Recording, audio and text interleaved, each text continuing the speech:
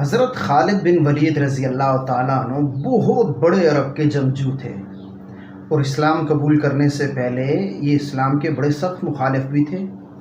حتیٰ کہ جو احد کی جنگ ہے اس میں جو بظاہر مسلمانوں کو شکست ہوئی، اس کا ایک بہت بڑا سبب خالد بن ولید رضی اللہ تعالیٰ عنہ تھے۔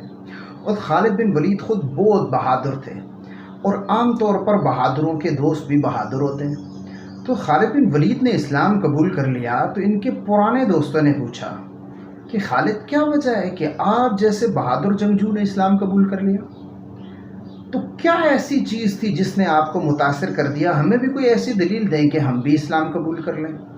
تو خالد بن ولید کا سمجھانے کا انداز وہ بہادروں والا اور شیروں والا تھا۔ حضرت خالد بن ولید نے ان سے کہا کہ مجھے زہر دو۔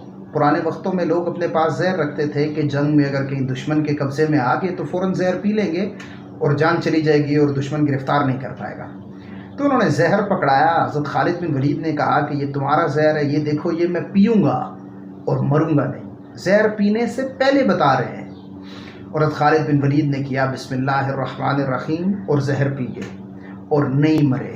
وہ دیکھ کر بھی حیران کہ یار خالد زہر پی کر بسم اللہ پڑھی ہے اور نہیں مرے۔ حضرت خالد بن ولید کے اس واقعے سے ہمیں یہ سبق ملتا ہے کہ اگر ہم خالص یقین کے ساتھ، اللہ پر پختہ اعتقاد کے ساتھ اگر اس کا نام پڑھ کر زہر بھی پی لیں گے تو اثر نہیں کرے گا۔ لیکن مسئلہ ہے کہ شاید ہمارے ایمان ویسے نہیں، ہمارا یقین ویسا نہیں۔